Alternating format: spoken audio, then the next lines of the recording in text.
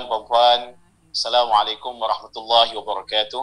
Alhamdulillahi rabbil alamin, nahmaduhu wa nasta'inuhu wa nastaghfiruh wa na'udzu billahi min syururi anfusina wa min sayyiati a'malina, may yahdihillahu fala mudilla lahu wa may yudlil fala hadiya lahu. Asyhadu an la ilaha illallah wahdahu la syarika lahu wa asyhadu anna Muhammadan 'abduhu wa rasuluh. Allahumma shalli ala sayidina Muhammad wa ala ali sayidina Muhammad, amma ba'du. Alhamdulillah, kita syukur lagi banyak-banyak kehadrat Allah Subhanahu wa taala. Allah masih lagi izinkan kita hidup di atas muka bumi ini. Bukan sekadar kita diizinkan hidup saja, bahkan Allah sudi berikan kepada kita macam-macam nikmat, nikmat makan, pakai, tempat tinggal, negara yang aman, damai, tenteram. Walaupun semua kita diuji dengan macam-macam musibah, kesusahan, kesakitan dan sebagainya.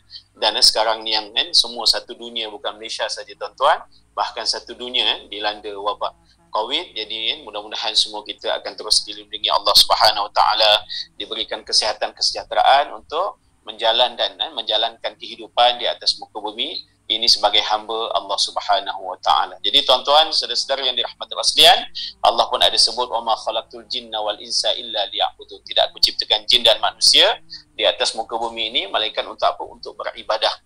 Beribadah. Bahkan dalam kita beribadah ni kita dituntut untuk benar-benar kita mengenal Allah Subhanahu Wa Taala. Jadi sebab itu ramai ulama-ulama tafsir menafsirkan ayat tadi itu, wa ma khalaqtul jinna wal insa illa liya'budun. Tidak aku ciptakan jin dan manusia melainkan untuk beribadah. Siapakah yang akan benar-benar dapat dan beribadah menjadi hamba Allah yang baik? Itulah dia liya'rifun. Itulah orang-orang yang kenal Allah Subhanahu Wa Taala. Jadi mudah-mudahan dengan apa yang terus didatangkan oleh Allah Subhanahu Wa Taala, baik yang berupa nikmat, baik yang berupa ujian, jadi ada orang dia memikirkan bahawa yang namanya ujian itu hanya kesusahan, bahkan sebenarnya kesenangan pun kesusahan ujian juga. Ada orang ingat bila sebut ujian tu dia punya sakit. Sekarang ni pula ramai yang sakit positif COVID ke, yang meninggal disebabkan COVID dan sebagainya. Walhal sebenarnya kesihatan pun merupakan satu ujian juga. Berapa ramai yang sihat tapi abai, tidak beriman, tidak menyembah Allah Subhanahu Taala, tidak melaksanakan kebaikan, mereka menyangka umurnya panjang, tapi tiba-tiba bila sampai ketentuan Allah Subhanahu Taala semuanya meninggal dunia. Jadi tuan-tuan, saudara-saudara yang dirahmati Allah sekalian, insya-Allah pada malam ni mudah-mudahan dengan kita punya perbincangan walaupun santai, ringkas, dan mudah-mudahan kita dapat kebaikan bersamalah. Sebab Nabi dulu lagi 1500 tahun yang silam, Nabi pernah berkata kepada sahabat-sahabatnya. Satu ketika sedang Nabi lepas Nabi solat, Nabi pusing ke belakang. Biasalah Nabi ini macam-macam cara dia, macam-macam cara Nabi ini menyembang dengan sahabat-sahabat dia. Kadang dia ajak berjalan, pergi padang pasir, pergi tepi pantai. Itu macam-macam kaedah Nabi, tuan-tuan. Sebab manusia ni macam-macam ragam dia. Pernah Nabi bawa sahabat-sahabat ni duduk di padang pasir, Nabi duduk di satu tempat, Nabi letak tanda. Di sini kita, Nabi pun buat tanda, tuan-tuan. Lepas tu Nabi jalan ke depan, Nabi pun letak di sini angan-angan kita. Lepas tu Nabi patah balik, dia buat macam tiga segi itulah. Di sini kita, di sini angan-angan kita. Nabi gostan balik, Nabi letak pula di sini tanda. Nabi kata, di sini kematian kita. Jadi sahabat pun tak faham apa maksud Nabi ni. Nabi pun ceritalah, kita duduk kat sini, kita pun mengejar kita punya cita-cita, kita punya angan-angan. Aku nak jadi kaya, aku nak jadi kuasa, aku nak jadi pemimpin, aku nak jadi macam-macam. Jadi kita pun mengejar kita punya angan-angan, kita mengejar kita punya cita-cita. Sedang dalam masa yang sama kita lupa bahawa kematian tu sentiasa di belakang kita. Dan kematian ni pun sama juga, kita berjalan ke depan, dia pun berjalan juga. Kita berjalan, dia berjalan. Kita berlari, dia berlari. Kita terbang, dia terbang. Itu dia. Jadi tengoklah sama ada kita ni sempat capai kita punya angan-angan, kita cepat sampai kita mencita-cita, ataupun kematian dulu yang capai kepada kita. Nasib. Itu Nabi Nabi contoh bawa lah. Nabi suka gunakan metafora ni dalam mendidik para sahabat. Pernah juga satu ketika Nabi pergi pantai. Nabi celupkan tangan dia dalam laut tu. Nabi celupkan tangan dia dalam laut, kemudian Nabi angkat dan Nabi tanya pada para sahabat, tahu tak apa yang aku buat ni? Sahabat gelingkan kepala. Nabi celupkan tangan, Nabi angkat, Nabi tanya, nampak tak apa yang jatuh daripada jari-jari aku ni? Sahabat-sahabat katalah, nampaklah titisan-titisan air laut tu jatuh. Jadi Nabi sebutlah, inilah bayangan nikmat dunia. Manusia berebut-rebut kan, nak dapatkan nikmat di atas muka bumi ini macam tadilah, kan, titisan air yang jatuh daripada jari Nabi itu, air laut itu ibarat nikmat-nikmat dunia yang sangat kecil, yang sangat sedikit, tapi yang kecil yang sedikit inilah semua manusia berebut-rebut, kan, berebut-rebut sampai bergaduh, naya sana, zalim sana, macam-macam cerita menindas dan sebagainya, semata-mata nak rebut nikmat yang terlalu sedikit dan kecil, walhal dalam masa yang sama di hadapan kita tu tersergam lautan yang sangat luas, kan, yang itu merupakan nikmat syurga yang Allah sediakan untuk kita di akhirat nanti, tuan-tuan. Kan orang tak nampak, kan? Jadi di dunia ni kita berebut, gaduh dan sebagainya, macam-macam cerita lah, semata-mata nak kejar nikmat yang sedikit tadi tu, walhal sebenarnya, kan, kalau kita sabar, kita redha, kita baik, kita ikhlas, kita jujur, kan, kita bersungguh-sungguh, kita disiplin, kan, kita bertolak ansur, kan, insya-Allah syurga Allah sediakan kepada kita di akhirat nanti. Jadi tuan-tuan, pernah satu ketika Nabi duduk habis solat, Nabi pun pusing belakang, Nabi cerita pada sahabat-sahabat dia, kan, wahai sahabat-sahabatku semua, sekarang ini kita berada di zaman kebaikan, kan, tak lama lagi akan datang zaman kerosakan, dan habis zaman kebaikan ini maka akan datanglah zaman kerosakan, kan. Jadi bila dah habis Nabi sebut tu, para sahabat pun bertanya, ya Rasulullah, apakah selepas zaman kerosakan nanti akan datang semula kebaikan? Nabi diam, kan? Tak lama kemudian Nabi sebut apa dia? Nabi tak jawab soalan tadi, kan? Tapi apa yang Nabi sebut apa dia? Kan, iqra'ul Quran wa 'allamahu, iqra'ul Quran wa 'allamahu, iqra'ul Quran wa 'allamahu. Bacalah Quran dan amalkan isi kandungannya. Baca Quran, amalkan isi kandungannya. Bacalah Quran dan amalkan isi kandungannya. Kan? Apa maksud dia, tuan-tuan? Jadi bila Nabi cerita tadi tu jelas menunjukkan kepada kita, kan, selepas zaman kebaikan, kan, akan datang zaman kerosakan. Bila dah makin rosak, bermakna dah tak ada dah zaman kebaikan, kan. Adalah orang buat baik dan sebagainya, pemimpin yang baik, peniaga yang baik, ahli politik yang baik, kan, rakyat yang baik, kan, pemimpin yang adalah. Tapi maknanya secara keseluruhannya, yang kita bukan berada di zaman kebaikan seperti zaman Nabi, zaman sahabat, zaman tabi'in, tuan-tuan. Seperti mana yang Nabi sebut, khairun nasu qarni thumma alladhina yalunahum thumma alladhina yalunahum. Nabi sebut sebaik-baik zaman ialah di zaman aku, di kurun aku, kan, bermakna bila sebut kurun tu mana 100 tahun yang pertama, thumma alladhina yalunahum, kemudian 100 tahun yang kedua, thumma alladhina yalunahum, kemudian 100 tahun yang ketiga. Ini zaman, tiga kurun, di mana ketika itu manusianya semua baik-baik, rakyatnya ke pemimpinnya, ibu ayahnya, anak-anak, jiran tetangga, abang kakak, kan, peniaga-peniaga semua, kan. Ini zaman manusia-manusia yang baik, kan. Adapun selepas selesai habis 300 tahun yang pertama tu, maka datanglah zaman kerosakan sampailah sekarang ni, tuan-tuan. Jadi Nabi dah tinggalkan kita lebih 1500 tahun, kan. Tapi Allah, kan, Nabi tinggalkan kepada kita Quran dan Sunnah. Jadi kalau kita dapat, bukan sekadar baca saja, tapi kita memahami sungguh-sungguh. Quran kita baca, kita faham. Hadis kita baca, kita faham. Pasti kita akan dapat mutiara yang sangat hebat. Pasti kita akan dapat bekalan-bekalan untuk kita selamat hidup di dunia sampailah ke akhirat nanti, kan. Ini, tuan-tuan. Jadi kita boleh dapat, dan kita tengok cerita-cerita dalam Quran, banyak cerita-cerita orang yang berjaya, orang yang tak berjaya, ahli syurga, ahli neraka. Kalau kita tengok juga dalam sejarah, dalam sirah An-Nabawiyah, kan, kisah hidup para sahabat selepas Nabi ataupun zaman ketika Nabi masih ada, kan, sahabat besar kita, tuan-tuan. Contoh Sayyidina Abu Bakar, Sayyidina Umar, Sayyidina Osman, Sayyidina Ali. Ini sahabat-sahabat yang besar-besar, dan ramai lagi sahabat-sahabat, kan, yang kebanyakan sahabat-sahabat ni semua hebat-hebat belaka. Sampai Nabi bersumpah apa dia, ashabikan nujum iziqtadaitum ihtadaitum, sahabat-sahabatku adalah ibarat bintang-bintang di langit, kan. Iziqtadaitum, yang kalau mana kamu ikut, ihtadaitum, pasti kamu akan dapat petunjuk dan kamu akan berjaya, kamu akan selamat. Itu dia, tuan-tuan, kan. Orang sesat dalam hutan, tak ada bawa kompas dan sebagainya, tak ada, semua handphone pun dah tak ada, tak tahu dah utara, timur, barat semua tak tahu. Apa panduannya? Antara salah satu panduannya ialah tengok bintang 3 beradik dan macam-macam lah. Itu kalau orang yang pandai tengok bintang lah, kan.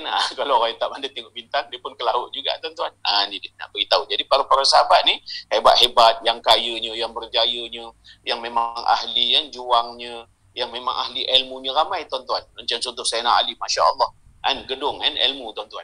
Kan, Sayyidina Osman bin Abdurrahman bin Auf, jutawan yang sangat hebat, kan, yang sangat hebat, yang sangat beriman, tangannya ringan, tuan-tuan, kan.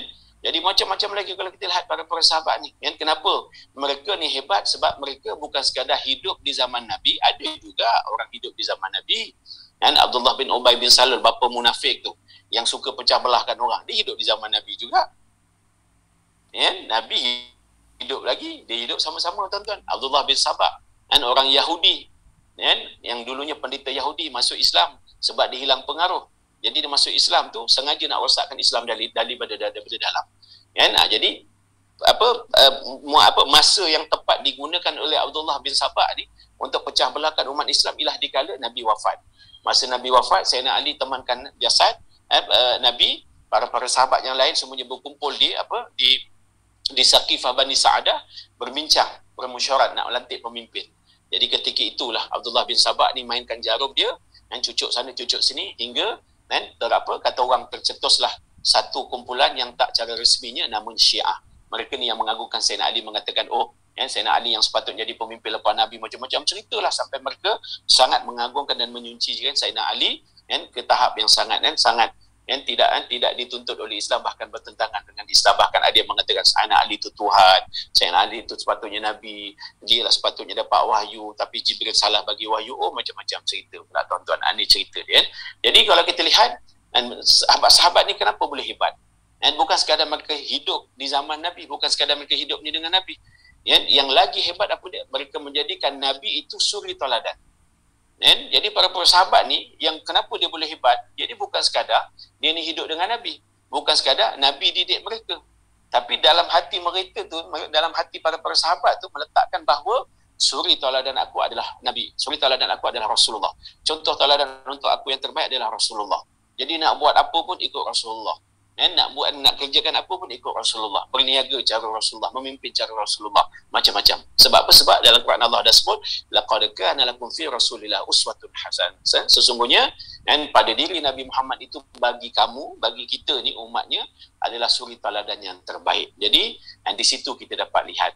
Jadi kalau kita tak yakin dengan ayat Quran ni, pasti kita akan menyanggah kisah-kisah yang telah berlaku kepada para sahabat yang hebat-hebat berlaku. Sampai contoh Abu Bakar As-Siddiq dapat gelaran As-Siddiq. Abu Bakar mendapat gelaran As-Siddiq, orang yang membenarkan. Sebab Abu Bakar ni memang sangat bulat hatinya pada Rasulullah. Kalau Rasulullah kata A tu memang A, tak ada A ke ya ke macam mana ke, memang benar-benar yakin. Peristiwa Isra' dan Mi'raj, Nabi turun saja pada Isra' dan Mi'raj, Nabi cerita macam-macam tu, orang yang pertama dengar tanpa cakap apa-apa itulah dia Abu Bakar As-Siddiq. Abu Bakar. Dan ketika itulah Abu Bakar dapat gelaran As-Siddiq, orang yang membenarkan. Sampai semua orang Mekah, kafir Quraisy marah pada dia. Engkau ni Abu Bakar, Muhammad kalau cerita apa-apa pada engkau, semua engkau terima. Cerita ni semua engkau terima. Itu cerita dia. Dan apa kata Abu Bakar pada mereka, Muhammad kalau dia cerita lebih pada tu pun pasti aku terima. Sebab apa? Sebab dia Shadiqul Masduq, benar lagi dibenarkan. Jadi Nabi Muhammad sifatnya adalah benar lagi dibenarkan. Dia orangnya, dia akan bercakap benda-benda yang benar, benda tak benar dia tak cakap. Jadi para sahabat tu kenapa boleh jadi hebat? Sebab dijadikan Nabi itu qudwatul hasanah, curi tauladan yang terbaik, contoh tauladan, role model. Jadi ikut Nabi. Jadi kalau kita tengok para sahabat, alim ulama, orang-orang dulu tuan-tuan, semuanya berjaya di segi ibadahnya, dunianya, akhiratnya, terjaya dan sebagainya. Bahkan kalau kita bacalah kisah-kisah sarjana-sarjana Islam, pakar-pakar tu, Ibnu Sina lah, Al-Farabi lah, Hafuz, ini semua orang-orang Islam tuan-tuan. Jadi kenapa mereka boleh jadi hebat? Sebab mereka menjadikan Nabi, dan itu adalah qudwatun hasanah mereka. Jadi kita ni di zaman sekarang, di zaman apa sekalipun, selagi mana kita hidup, kita ni bergelar umat Nabi Muhammad SAW. Jadi jangan sekadar kita mengaku umat Nabi, kita suka pada Nabi, kita perjuangkan sunnah Nabi, selawat sana, selawat sini, serban jubah sana, serban jubah sini tuan-tuan. Tapi sifat Nabi ataupun akhlak Nabi itu kita tak laksanakan. Sedangkan itu lagi besar. Serban jubah ni siapa-siapa pun boleh pakai serban jubah. Tu tuan-tuan. Apa lagi? Jadi bukanlah kita nak katakan tidak perlu serban jubah, tidak. Kita kena fahamlah. Buat apa kita sekadar nak serban jubah tapi dalam masa yang sama dalaman kita kotor. Bahkan kita akan mencacatkan pula. Nanti orang kata tengok serban je besar, jubah je besar, tapi perangai tu dia mulut macam-macam. Dan ini pernah berlaku zaman Nabi. Seorang ibu, seorang wanita yang kononnya kuat beribadah, malam bangun tahajud, siang hari rajin berpuasa, Tapi apa? Suka mengadu domba, suka mengumpat sana mengata jiran dan sebagainya. Bila ditanyakan kepada Rasulullah, ya Rasulullah, bagaimana dengan makcik ni? Yang dia kata, wahya min ahli nar. Yang dia tu adalah ahli neraka. Kenapa? Tu'zi jiraniha bilisaniha. Yang dia suka menyakiti jirannya dengan lidahnya. Jadi ini kita kena beringatlah. Jadi jangan sekadar luaran kita nampak Islamik, nampak sunnah Nabi SAW, tapi dalaman kita ya Allah kotor. Ini kita tak nak tonton. Ini akan memalukan Nabi kita sendiri dan memalukan agama kita sendiri. Jadi sebab itu semua yang dirahmati Allah sekalian, kalau kita nak hebat, dan kalau yang namanya pemimpin kita nak hebat, ini dia sifat Nabi ni kita tak payah ambil nak banyak-banyak lah. Nabi pun kita, kalau kita baca dalam kitab pun kita tahu Nabi ni ada 4 sifat yang wajib ada pada dia. Tu dia. Kalau tak ada pada dia ni, Nabi ni tak layak jadi Nabi satu, dan Nabi ni tak layak nak jadi pemimpin. Jadi kita tak usah nak cerita banyak-banyak, kita ambil 4 je, semua kita dah maklum dulu kan. Masa kecil-kecil pun kita dah belajar tauhid, ada sifat yang wajib bagi Allah, ada sifat yang wajib pada Nabi. Jadi apa sifat yang wajib pada Nabi? Siddiq, benar. Yang kedua, amanah. Siddiq, amanah. Amanah lah, jujur. Ini tuan-tuan, amanah, jujur. Yang ketiga, tabligh, menyampaikan. Menyampaikan. Yang keempat, fatanah, bijaksana. Jadi Siddiq, Nabi ni orangnya benar. Nabi tak pandai menipu. Nabi tak pandai temberang. Apa yang datang kepada Allah terus disampaikan. Kalau yang namanya benar, betul dicerita betul. Kalau yang namanya salah, dicakap salah. Tu dia, kadang kita ni nak jaga hati sana, nak jaga hati orang sini, sampai kadang kita sanggup pula menipu. Sanggup kita membohong.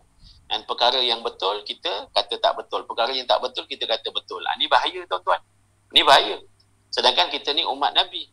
Yang kita ngaku Nabi itu adalah Nabi kita. Kita ni umat dia, kita nak syafaat dia. Tapi kita tak hidupkan cara dia. Tiap-tiap hari tipu tak sudah-sudah. Tu dia cerita tuan-tuan, sampai keluar istilah apa dia tuan-tuan? Bohong sunat ataupun tipu sunat. Mana ada tipu sunat tuan-tuan? Tipu tu dosa. Tu dia. Tipu tu dosa, bohong tu dosa. Tapi ada keluar istilah tadi tu. Tak apalah, istilah tu satu part lah tuan-tuan. Memang betul dalam bab fiqah, khusus dalam bab perkahwinan, nak jaga hati pasangan suami isteri kan. Dan kadang kat situ memang adalah istilah tadi tu tuan-tuan yang namanya bohong sunat ke tipu sunat ni kan. Tuan-tuan lebih-lebih lagi kalau Khamis malam Jumaat kan, tiba-tiba belum apa-apa kan, rumah kita dah pakai baju kelawar lah apa semua kan. Kita pun tak pasal-pasal kita terus puji kan. Tu dia kan, pakai bedak tidur tu, tiba-tiba kita pun kata ya awak lawa lah pada malam ni. Sebenarnya rupa tu dah lain macam dah, tapi sebab nak jaga hati, nanti tidak mengajuk kan, panjang cerita pula susah. Contoh lah kan. Jadi dibenarkan kan, dalam bab perkahwinan suami isteri nak jaga pasangan kan.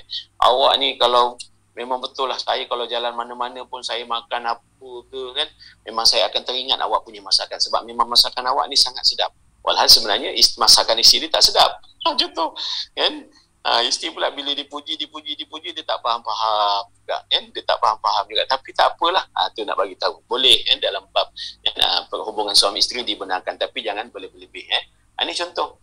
Jadi Nabi ni kalau kita lihat dalam kisah dia, memang betul sifat pertama ni yang ada pada Nabi ni daripada dulu sampailah Nabi wafat ni, sampai orang buta sendiri, orang buta di zaman Nabi tu bila dengar Nabi bercakap ni kan, orang buta di zaman Nabi bila dengar Nabi bercakap, apa akan berkata orang buta tu? Ini suara orang yang tidak pernah menipu. Tu dia tuan-tuan. Kita zaman sekarang, kita pula kena tipu dengan orang buta. Kan? Nampak sangat pula tuan-tuan. Kan? Jadi ini antara perkara yang kalau kita tengok sungguh-sungguh, kita renung sungguh-sungguh, kan? Bagaimana kan Allah nak turunkan rahmat kepada kita dan berkat kepada kita, sebab kita ni kerjanya namanya nipu tak sudah-sudah kan. Kita tengoklah kan, mak bapak kita zaman hari ni tuan-tuan kan. Ni pernah berlaku kan, kalau kita tengok dulu di zaman Nabi Nabi ni kadang ada masa-masa lapang, petang-petang lepas asar tu Nabi akan ajak para sahabat dia keluarlah ziarah sahabat-sahabat kan. Sambil-sambil ziarah tu kadang Nabi akan ajak orang ni.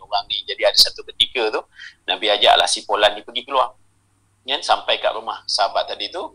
Kemudian sahabat tu keluar, bila sahabat tu keluar, tiba-tiba anak dia bising dalam rumah tu, nak ikut kan. Ni contoh kita lah ni, sekarang ni PKP kan, dah boleh merentas daerah kan, dah mula dah berjalan sana berjalan sini kan. Jadi bila anak tu bising cakap nak ikut kan, jadi ayah dia cakap tak apa, anak duduk dia diam kat rumah, nanti ayah balik beli coklat. Istilah dia macam tu lah, zaman dulu coklat tak ada lah, dia ada manisan kan, sweet kan. Jadi bila dengar ceklat tu, budak tu diam lah. Biasalah, standard lah. Anak-anak sekarang tak boleh ceklat. Bagi tahu nanti ayah balik beli handphone. Dia diam lah tuan-tuan. Zaman sekarang. Kan? Jadi bila diam je budak tu, okey. Nabi pun pergilah dengan sahabat tadi. Dalam perjalanan tu, Nabi tanya kepada sahabat tadi. Nabi tanya, betul ke kau nak belikan ceklat untuk anak kau ni? Apakah sahabat tu jawab? Tak adalah, Rasulullah saja je kan. Nak bagi dia diam kan. Jadi kalau tak cakap tadi beli ceklat, dia akan nangis sampai sudah tak dia, susah nanti kita nak buat kerja. So, apa respon Nabi tuan-tuan? Apa jawab Nabi? Nabi kata pada sahabat tadi, sekali kamu menipu, kamu akan menipu untuk kali kedua, ketiga dan seterusnya. Kalau tak percaya tuan-tuan, balik. Katalah macam kita lah kan. Kita nak keluar rumah, nak jalan je, tiba-tiba anak nak ikut. Dia dah gegor pintu gate, gunung-gunung, habis jiran semua keluar. Ni kenapa ni? Jadi kita cakap tak apa-apa, nanti abah beli coklat. Tapi bila habis abah beli gula-gula, abah beli macam-macam, anak tu diam lah. Tiba-tiba kita pun mereka berjalan lewat. Contoh, lewat contoh tuan-tuan. Balik-balik je anak kita tak tidur lagi. Kenapa tak tidur lagi? Ayah kata nak beli coklat, mana coklat? Spontan tuan-tuan kita akan menjawab, alamak kedai dah tutup lah nak. Kedai dah tutup lah dik. Walhal sebenarnya, kalau budak tu cakap apa dia? Mana ada kedai tutup ya? 7-Eleven 24 jam. Kurang ajar anak aku ni, pandai menjawab. Tuan-tuan, macam mana anak tu boleh jadi kurang ajar? Sebab kita juga tadi. Jadi sebab tu tuan-tuan dan puan saudara-saudara yang dirahmati Allah sekalian, nampak macam kecil je. Kita tipu sunat, kita bohong sunat. Tapi rupanya itu merupakan salah satu ciri utama untuk kita jadi pemimpin yang baik di atas muka bumi ini sampailah ke akhirat. Sebab ini yang dibuat oleh Nabi kita. Tuan-tuan, ini yang dilakukan oleh Nabi kita. Pernah satu ketika Nabi berjalan. Nabi berjalan sampai dekat satu tempat. Tiba-tiba datang si A ni. Dia kejar jumpa Nabi, dia peluk Nabi, ya Rasulullah tolong aku. Ada orang kejar aku ni. Aku pergi bersembunyi aku sembunyi. Nanti kalau dia datang tanya kau cakap kau tak nampak. Hilang dah kawan tu. Si A tu dah hilang dah, bersembunyi kat mana dia pun tak nampak. Tiba-tiba tak lama kemudian datanglah si B ni, orang yang kejar tadi tu. Dia pun tangkap Nabi, ya Rasulullah tolong aku. Dan kau nampak tak sipulan-sipulan ni? Dia kenakan aku nak kenakan dia balik. Nabi tak suka gaduh-gaduh. Tapi Nabi nak kena selesaikanlah itu kes. Maka apa Nabi buat tuan-tuan? Tadi Nabi duduk dekat sebelah sini, kiri. Masa orang pertama datang, lepas tu dia hilang. Lepas tu datang orang kedua pula. Nabi pindah ke tempat B. Nabi tadi kiri kan? Nabi pindah ke kanan. Nabi pindah kanan. Tu dia. Apa Nabi kata? Sejak aku duduk kat sini ni, tempat yang baru yang kanan ni, aku tak nampak dia. Sejak aku duduk kat sini ni, aku tak nampak dia. Tuan-tuan. Jadi sahabat tadi pun geleng kepala. Apalah Nabi ni tak boleh tolong kan. Walhal sebenarnya, kalau Nabi tak pindah tadi tu, Nabi duduk kat sini, orang pertama datang lepas tu nyuruh. Kalau masa itulah Nabi jawab, ketika itu juga ditanya oleh orang kedua, Nabi jawab, dia kata aku tak nampak. Itu baru namanya bohong. Sebab masa dia duduk situ, orang pertama datang dia nyuruh. Nabi boleh tunjuk dia menyuruh kat situ. Tapi Nabi nak selesaikan kes tadi sebab kes tu tak ada kena mengenang aku, korang pandai-pandai lah selesaikan. Jadi Nabi pindah ke tempat yang baru, ke kanan. Nabi kata sejak aku duduk kat sini aku tak nampak dia. Jadi kalau kita faham dari cerita ni, Nabi tak tipu. Nabi tak bohong. Memanglah bila dah duduk kat tempat yang baru tu, Nabi memang tak nampak dia pun. Jadi di sini bukan tipu, ini namanya helah. Sebab tu kalau Nabi dalam peperangan pun ada, Nabi buat helah-helah tertentu. Itu strategi peperangan. Bukan nipu. Jadi kat sini yang kadang kita ni tak pandai. Kita tak pandai nak gunakan istilah helah, strategi, tipu, bohong. So akhirnya hidup kita ni penuh dengan tipu, bohong. Jadi bila kita ni jadi orang yang suka menipu, suka yang membohong, itu yang berkat tak turun, rahmat tak turun, apa kita buat pun tak berjaya. Sama ada dalam bentuk keluarga, bentuk negara, kita berniaga ke apa ke, tak berjaya sebab penuh dengan penipuan. Walhal sebenarnya ada strategi-strategi yang kita kena pakai dan kita kena pandai pakai. Jadi supaya kita ni dicop, kita pun adalah ahli pemimpin yang benar. Sebab apa? Sebab kita nak ikut Nabi SAW. Itu yang pertama tuan-tuan. Yang kedua, Nabi orangnya amanah. Nabi orangnya jujur tuan-tuan. Jujur ni barang sikit ke, barang banyak ke, barang mahal ke, barang murah ke, itu bukan isunya. Kau pegang je barang ni, jangan sampai hilang ataupun jangan bagi dekat siapa-siapa. Tiba-tiba dia terberi dekat kawan tu. Lepas tu kita cakap, minta maaf lah aku dah terberi dekat kawan tu. Tak apalah nanti aku ganti balik. Bukan masalah ganti. Masalahnya itu amanah. Kenapa kau senang-senang bagi kat dia? Kenapa kau senang-senang hilangkan? Kan aku dah minta kau pegang benda ni. Pegang, jangan hilang, jangan bagi dekat siapa-siapa, nanti aku datang balik. Alah, kau sibuk-sibuk, apa kau cakap aku boleh ganti 10, bukan masalah ganti 10. Ni cerita dia tuan-tuan. Cerita dia, kisah dia. Nabi masa dikala umurnya 35 tahun. Satu ketika Nabi masuk kawasan Masjidil Haram tu, daripada pintu Babu Salam masuk-masuk, rupanya ketika itu pemimpin-pemimpin Quraisy tengah gaduh-gaduh tentang Hajar Aswad. Hajar Aswad jatuh, jadi nak letakkan balik pada tempat dia, masing-masing bergaduh. Kata puak ni aku yang lagi layak, aku lah lagi layak, aku layak. Oh, semua bergaduh tuan-tuan. Tengah gaduh-gaduh sampai nak bunuh-bunuh tu, tiba-tiba masuk Muhammad. Belum Nabi lagi. Masa tu umurnya 35 tahun. Bila masuk saja tuan-tuan, ketua-ketua kabilah yang tadi duduk bergaduh tu, bila masuk tengok je Nabi Muhammad masuk tu, mereka semua sepakat mengatakan hazal amin wa kulluna naqbalahu wa narda. Inilah manusia yang paling jujur, manusia yang paling dipercayai. Jadi kalau dia tolong kita buat keputusan, kami semua akan sepakat terima kan keputusan dia. Ini tuan-tuan. Jadi Nabi itu memang namanya dah tersohor dah sebagai seorang pemuda yang sangat jujur, yang sangat dipercayai. Ini kalau kita tengok kisah dia. Nabi pun datang, jadi dia orang pengadu masalah Hajar Aswad ni jatuh, tolong macam mana. Nabi kata tak apa, tak usah gaduh-gaduh pakcik. Nabi ambil selendang dia, Nabi pun buka, Nabi dapat ambil Hajar Aswad letak tengah-tengah. Lepas tu apa ke Nabi sebut? Jom, pakcik-pakcik ramai-ramai ni sama-sama kita angkat. Sama-sama kita angkat. Jadi ketua-ketua kabilah yang ramai itu semua dapat angkat lah. Dapat angkat sampai dekat dengan Kaabah. Lepas tu Nabi pun ambil Hajar Aswad letakkan balik dekat tempat dia. Simple je. Mudah je tuan-tuan. Ni kita lihat. Kebijaksanaan. Sebab Nabi itu tadi dah ada sifat yang keempat namanya bijaksana. Di samping dia tu orangnya dipercayai, tapi Nabi ada kebijaksanaan yang sangat luar biasa. Benda simple sampai nak gaduh-gaduh buat apa? Itu dia tuan-tuan. Jadi di sini kalau kita lihat terselah lah sifat yang al-aminnya Nabi itu, dan juga sifat fatonahnya Nabi tadi itu bijaksana. Yang ketiga, Nabi ni orangnya tabligh. Maksud tabligh ni maknanya Nabi pandai menyampaikan, Nabi pandai berkomunikasi. Nak komunikasi dengan siapa tuan-tuan? Pemimpin-pemimpin, ahli politik, ahli peniaga. Nabi pandai cara dia nak berkomunikasi dengan kanak-kanak, nak berkomunikasi dengan petani, nak berkomunikasi dengan... Nabi tahu kaedah-kaedah, Nabi tahu cara dia. Kita hari ni itulah lemahnya kita dekat komunikasi. Kita tak pandai nak komunikasi. Kita main pukul rata je tuan-tuan. Mentang-mentang kita ni orang besar, kita pun cakap besar. Mentang-mentang kita ni orang pelajaran tinggi, kita pun cakap kan bahasa yang tinggi-tinggi. Akhirnya orang kampung pun tak faham. Macam mana tuan-tuan? Itu cerita dia. Walhal sebenarnya siapa pun kita, kalau kita nak jadi pemimpin yang bagus, yang baik, ikut suri tauladan Nabi SAW, kita nak kena pandai berkomunikasi. Betul ada kalanya Nabi dengan isteri-isteri dia, memang Nabi berkomunikasi. Tengoklah apa yang perlu. Contoh Nabi, pernah satu kita Nabi dengan Aisyah tuan-tuan. Kita tahu Aisyah ni antara isteri Nabi yang paling muda lah. Muda, lawa. Dan Aisyah ni suka dipuji. Tak salah tuan-tuan, apa masalahnya? Jadi satu ketika Nabi balik tengok Aisyah tengah masak. Jarang Aisyah masak ni. Tu dia. Jadi bila tengah masak tu, Nabi tu terfikir apa dia nak masak. Tiba-tiba dah habis masak tu, dia kemas, dia pun letaklah makanan tu dulu atas meja sambil Aisyah susun kemah-kemah dapur tu. Nabi pun ambil sedikit lah masakan tadi tu. Nabi pun rasa masin. Nabi relax, tenang aje. Relax, tenang aje. Macam mana nak tegur ni? Ni kalau silap gaya tegur, nanti Aisyah 2 bulan tak masak pula dah. Tu cerita dia. Nanti kita tengok macam mana Nabi berkomunikasi dengan isteri dia tadi.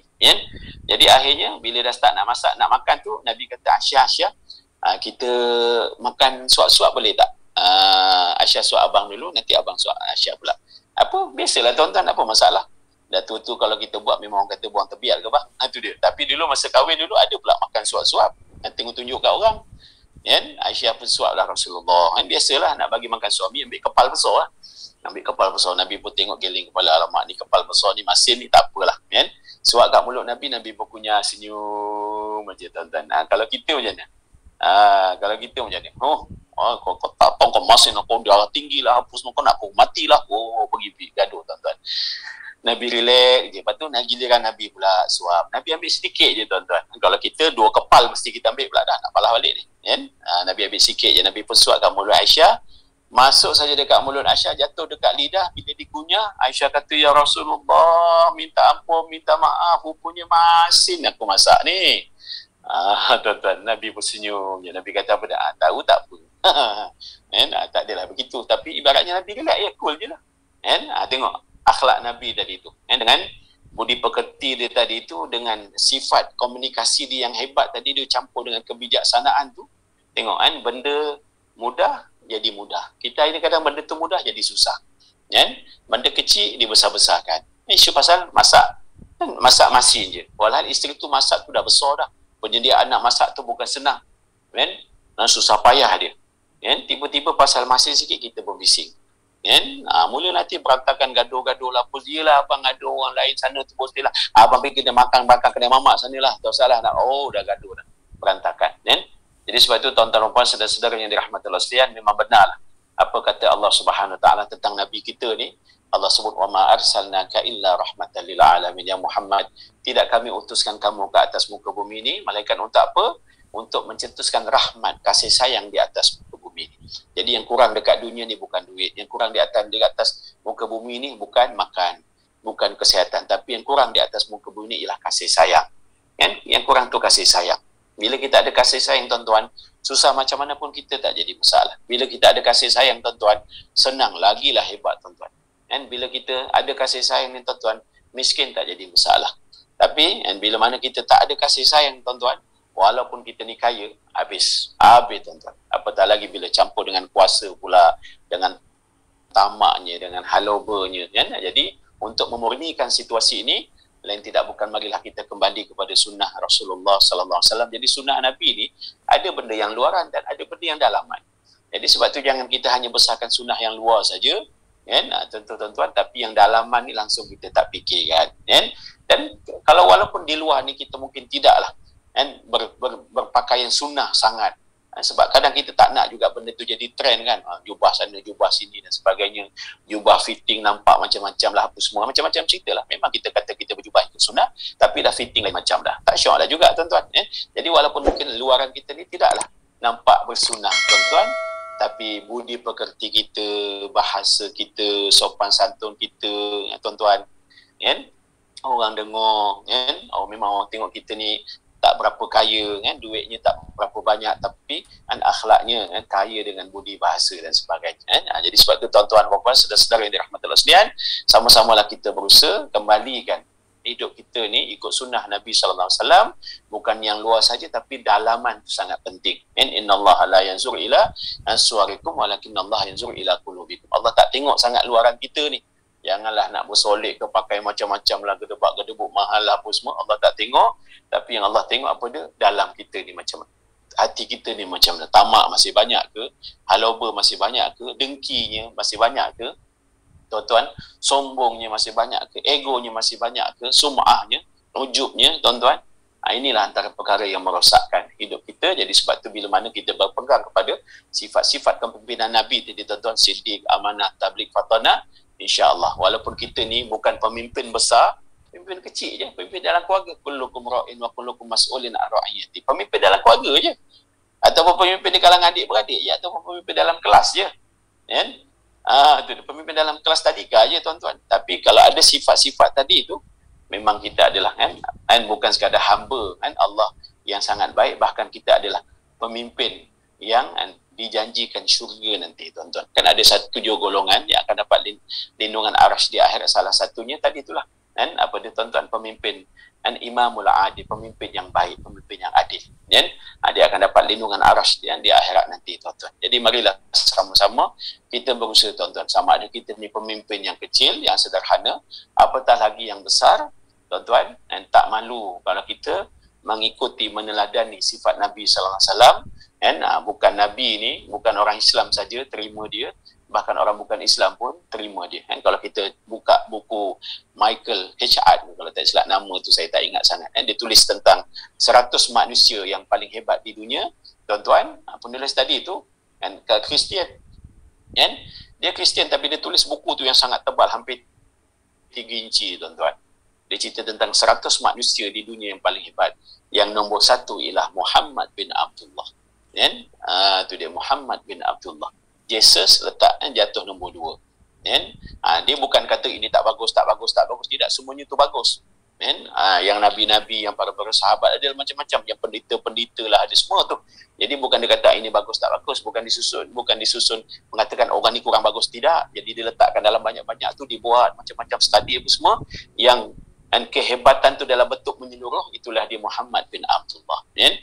Itulah nabi kita, dan itulah suri tauladan kita. Jadi kalau kita nak jadi pemimpin yang bagus di dunia, di akhirat, bukan sekadar hebat saja, bahkan disukai ramai, lain tidak bukan mestilah kita bersifatlah dengan sifat yang sepatutnya. Itulah dia sifat Nabi kita, Nabi Muhammad sallallahu alaihi wasallam. Jadi tuan-tuan dan puan, saudara-saudara yang dirahmati Allah sekalian, itulah sekadar renungan untuk kita bersama. Mudah-mudahan ada kebaikan, sama-samalah kita berusaha untuk mengambil kebaikan di atas muka bumi ini, seperti mana doa kita, Rabbana atina fid dunya hasanah wa fil akhirati hasanah wa qina azabannar. Ya Allah, berilah apa-apa urusan aku di dunia ini yang terbaik, yang akhirat pun terbaik. Jadi kalau kita nak di dunia baik, di akhirat baik, so kita kena jadi orang yang baik lah, rakyat yang baik, pemimpin yang baik, dan punya sifat-sifat yang baik, ciri-ciri yang baik, budi pekerti yang baik. Jadi insya-Allah lah, bukan sekadar kita ni disukai oleh manusia, bahkan kita juga disukai oleh Allah Subhanahu Wa Taala. Jadi tuan-tuan, sekadar itu saja. Dan pun maaf, yang baik itu datangnya daripada Allah, ambil amal, panjang-panjangkan, dan yang buruk, yang lemah, yang kurang, itu daripada saya. Minta ampun, minta maaf banyak-banyak. Dan aku qali hadza wa astaghfirullah li wa lakum. Wassalamualaikum warahmatullahi wabarakatuh.